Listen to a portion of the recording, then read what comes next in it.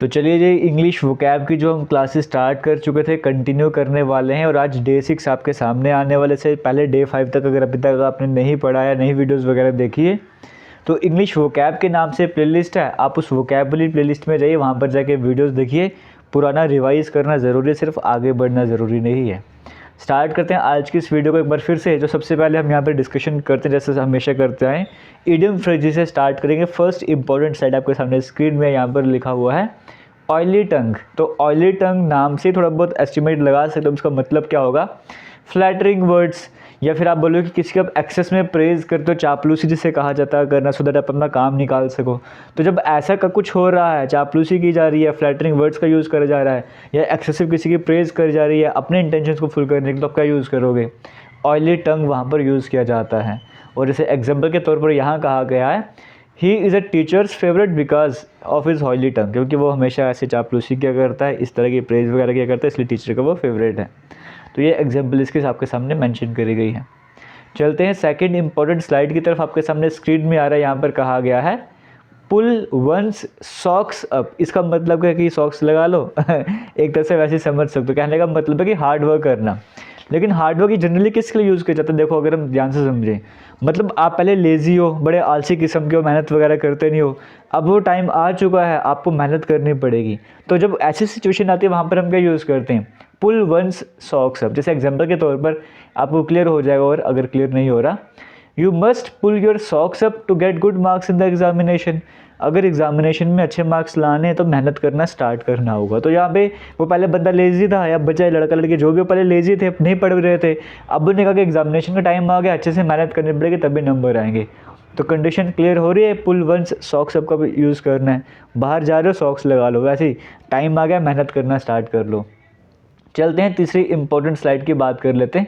यहाँ पर आपको देखने को मिल रहा है to give a wide berth. Berth किस लिए यूज़ करते हैं? जैसे ट्रेन की सीट वगैरह होती है ना, तो कहा जा रहा है to give a wide berth. तो किस लिए यूज़ कर रहे हैं? मतलब अवॉइड करो, छोड़ो यार इसको, अवॉइड करो। कोई भी बेकार सी सिचुएशन है, किसी इंसान को किसी सिचुएशन को अवॉइड करना है, तो आप क्या बोलोगे? To give a wide berth. जैसे एग्जाम्पल के तौर पर आपको देखने को मिल रहा है one should always give a wide berth to the bad habits. बुरी आदतों को हमेशा अवॉइड करना चाहिए, या बुरे लोगों को अवॉइड करना चाहिए। तो इस तरह से एग्जाम्पल आपके सामने मेंशन करी गई है। तो जितने भी आज आपके सामने आ रहे हैं सारे के सारे इंपॉर्टेंट, इनमें से कोई ना कोई किसी न किसी एग्जाम में पूछा गया हुआ है। नेक्स्ट इंपॉर्टेंट आपके सामने आ रहा है, रिसेंट एसएससी के एग्जाम में पूछा गया था क्लोज शेव। तो ये क्लोज शेव का मीनिंग क्या होता है आपको पता होना चाहिए।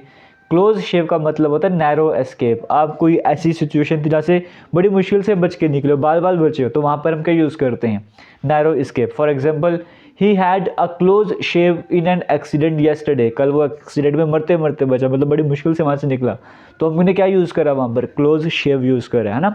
तो एग्जाम में आपसे जनरली मीनिंग तो पूछता नहीं है, सेंटेंस में एक फ्रेज होता है, वो सेंटेंस में वो फ्रेज या इडियम फ्रेज यूज़ कर रहा होगा, आपसे पूछेगा बताओ कौन सी जो ऑप्शन है वो बेस्ट एग्जाम्पल इसके आपको शो कर रहा है। तो आपको मतलब पता होगा तो जैसा मर्जी क्वेश्चन आ जाए आप आराम से कवर कर सकते हो। चलते हैं नेक्स्ट इंपॉर्टेंट स्लाइड की बात करते हैं। यहाँ पर लिखा हुआ है टू टेक टू हिल्स। यहाँ का मतलब लिखा हुआ टू रन अवे। जैसे टू टेक टू हिल्स का मतलब कि वहाँ से भाग जाना, हालांकि इसको मैं हाईलाइट करना भूल गया हूँ, लेकिन कोई बात नहीं, आपको पढ़ा जा रहा होगा। टू टेक टू हिल्स का मतलब है टू रन अवे, वहाँ से भाग जाना। जैसे एग्जाम्पल है the girls playing in the garden took to their heels on seeing a snake. लड़कियाँ ग्राउंड में खेल रही थी, सांप देखा तो सारी वहाँ से भाग गई। तो टू रन अवे किस लिए यूज़ करते हैं? टू टेक टू हिल्स किस लिए यूज़ करते हैं? वहाँ से भाग जाना, अपने हिल्स उठाओ और भाग जाओ वहाँ से, ऐसे समझ सकते हो, ठीक है, टू रन अवे। फिलहाल आगे चलते हैं, नेक्स्ट इंपॉर्टेंट स्लाइड की तरफ चलते हैं। नेक्स्ट इंपॉर्टेंट स्लाइड में यहाँ पर क्या है, इडियम फ्रेजेस आज के जो इंपॉर्टेंट थे वो हमने कवर कर लिए। अब हम इंपॉर्टेंट होमोफोन्स कवर करने वाले हैं। देन और देन, ये बड़ा कॉमन सा है और यहाँ पे जनरली मिस्टेक भी हो जाती है।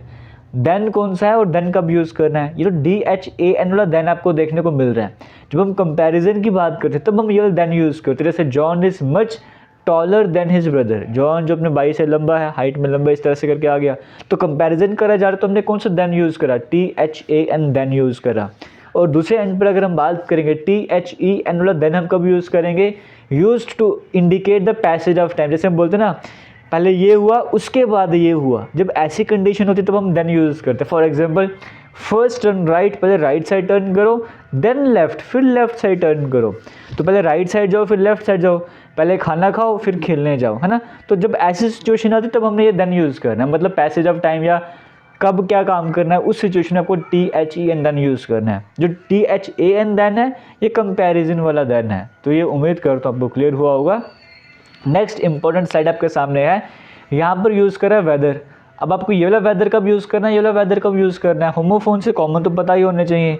WEATHER वेदर कौन सा है, जो एटमॉस्फेयर का मौसम वाला यूज़ करते हैं। जैसे how is the weather today, आज वेदर कैसा है, तो WEATHER वेदर यूज़ करा। और सेकंड केस में जो WHETHER वेदर आपको देखने को मिल रहा है, ये यूज़ करते हैं जैसे कंजक्शन के तौर पर। जैसे हम चॉइसेस की बात करते हैं, I am going whether you like it not, आपको पसंद है नहीं पसंद, लेकिन मैं जा रही हूँ।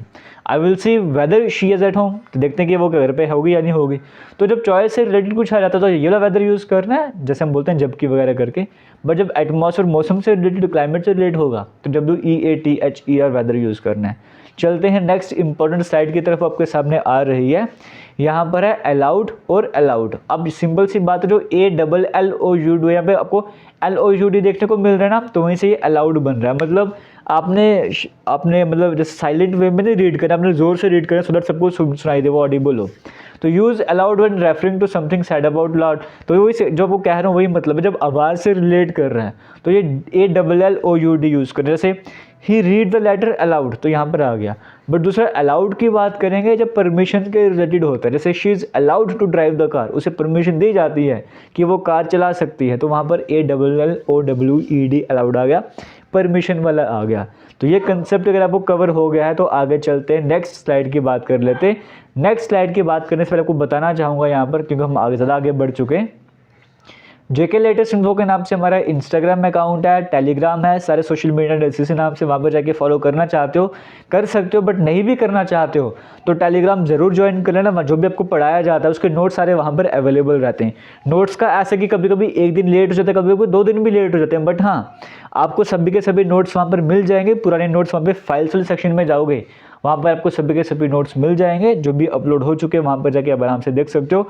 इन फ्यूचर जो भी वीडियोस आएंगे उनके नोट्स भी वहाँ पर मिलते जाएंगे। और कोई बुक वगैरह मेरे पास आएगी, मैं अगर मुझे अपलोड करने को, मैं वो टेलीग्राम पर ही अपलोड करूँगा। और आप में से जो भी टेस्ट सीरीज़ ज्वाइन करना चाहते हैं, जो भी आपको पढ़ाया जाता है उसके टेस्ट अटैम्प्ट करना चाहता है, आज तक जितना भी पढ़ा लिया वो सारा टेस्ट अटैम्प्ट करना चाहता है, तो डिस्क्रिप्शन बॉक्स में कमेंट सेक्शन में आपको लिंक मिलेगा JK SSB supervisor test series का, वो ज्वाइन कीजिए। वहाँ पर जाकर टेस्ट दीजिए, चाहे वो रीजनिंग है, चाहे वो मैथ है, चाहे वो इंग्लिश है, हर सब्जेक्ट की टेस्ट आपको वहाँ पर देखने को मिल जाएंगे। फिर से वही है, हो सकता है आज की वीडियो को टेस्ट कल या परसों अपलोड हो, लेकिन अपलोड हो जाएगा। आपको वहाँ पर अवेलेबल अभी कई सारे टेस्ट मिलेंगे भी, जाइए और अटैम्प्ट कीजिए, अपनी रिवीजन वगैरह करिए, देखिए कि कहाँ पर बाकी के कंपैरिजन में है, क्योंकि वहाँ पर स्कोर कार्ड भी आ जाता है, आपको समझ आएगा कि बाकी कहाँ पर और आप कहाँ पर स्टैंड करते हो। एंटोनिम सिनोनिम वाली कैटेगरी में क्या रहने वाला, आज आपके सामने रूट वर्ड लेकर आया हूँ। ये एक ही रूट वर्ड कराऊंगा, कोशिश करूँगा डेली बेसिस पे 2 या 3 करवाया करूँ या 2 करवाया करूँ, लेकिन आज एक ही लाया हूँ। जैसे आपके सामने रूट वर्ड है मैल, MAL, इसका मतलब है कोई भी चीज़ जो बेकार है, बुरी है, या कोई बुराई से रिलेटेड, मतलब कुछ भी अगर बेकार हो रहा है, कुछ भी बैड सिचुएशन है या बैड कुछ भी है, फिर एविल से, बुराई से कुछ भी रिलेट करता है, वहाँ पर आपको जनरली ये MAL वाला देखने को मिलता है। कहने का मतलब ये कि एक रूट वर्ड है, ये रूट वर्ड MAL का मतलब होता है कोई भी चीज़ बुरी है, बैड, या कोई भी चीज़ बुराई है, बुराई से रिलेट करती है, तो वहाँ पर हम यूज़ करते हैं MAL। जैसे मलाइनमेंट, ये सारे वर्ड देखो MAL आपको देखने को मिल रहा है। तो आपके एग्जाम में कोई वर्ड आ गया जो MAL जिसमें आपको देखने को मिल जाए, वो प्रीफिक्स है चाहे सफिक्स है, यहाँ पे भी ऐड करा गया, तो आपको उसी टाइम में समझ आएगा, उसी इंस्टेंट पे आपको समझना है कि हाँ ये जो वर्ड आपके सामने मेंशन करा गया ये किसी बुरी चीज़ से रिलेट करता होगा, किसी बुराई से रिलेटेड होगा, कोई नेगेटिव चीज़ होगी, तो आपने ऑप्शंस पे जाना और वहाँ से आंसर करेक्ट कर देना है। बड़ा इंपॉर्टेंट है। ये 7-8 वर्ड के अलग अलग मीनिंग समझोगे तो एक रूट वर्ड समझ लो, वो बेटर रहने वाला है। रूट वर्ड की हेल्प से आपके एंटोनिम सिनोनिम जो है वो ईजी बन जाते हैं।